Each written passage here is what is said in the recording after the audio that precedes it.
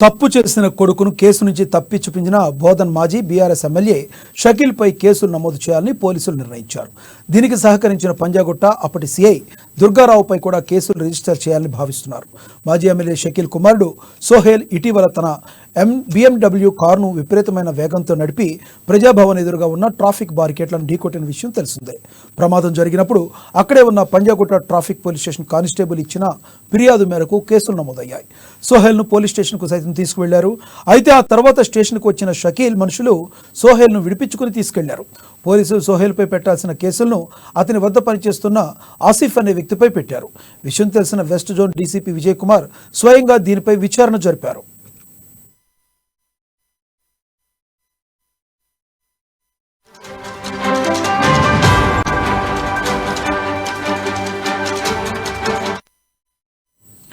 అప్పట్లో పంజాగుట్ట సీఐ దుర్గారావు ఈ వ్యవహారంలో కీలక పాత్ర పోషించినట్లు నిర్ధారించారు.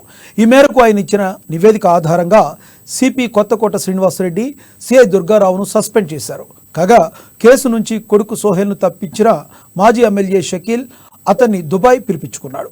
ఈ క్రమంలోనే షకీల్ సీఐ దుర్గారావులపై కేసులు నమోదు చేయాలని అధికారులు తాజాగా నిర్ణయించారు.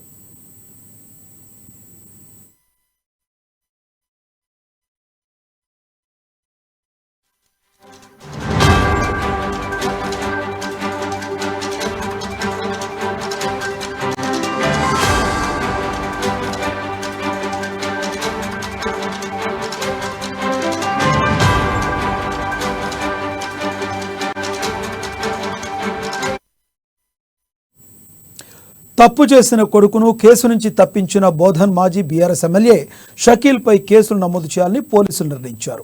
దీనికి సహకరించిన పంజాగుట్ట అప్పటి సీఐ దుర్గారావుపై కూడా కేసులు రిజిస్టర్ చేయాలని భావిస్తున్నారు. మాజీ ఎమ్మెల్యే షకీల్ కుమారుడు సోహెల్ ఇటీవల తన BMW కారును విపరీతమైన వేగంతో నడిపి ప్రజాభవన్ ఎదురుగా ఉన్న ట్రాఫిక్ బారికేట్లను ఢీకొట్టిన విషయం తెలిసిందే.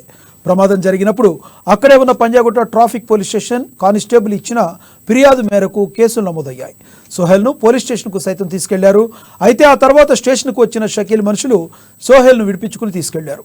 పోలీసులు సోహెల్పై పెట్టాల్సిన కేసులను అతని వద్ద పనిచేస్తున్న ఆసిఫ్ అనే వ్యక్తిపై పెట్టారు. విషయం తెలిసి west zone DCP Vijay Kumar స్వయంగా దీనిపై విచారణ జరిపారు.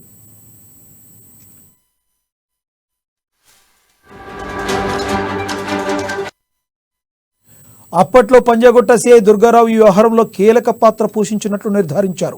ఈ మేరకు ఆయన ఇచ్చిన నివేదిక ఆధారంగా సిపి కొత్తకోట శ్రీనివాసరెడ్డి సీఐ దుర్గారావును సస్పెండ్ చేశారు. కాగా కేసు నుంచి కొడుకు సోహెల్ను తప్పించిన మాజీ ఎమ్మెల్యే షకీల్ అతన్ని దుబాయ్ పిలిపించుకున్నాడు.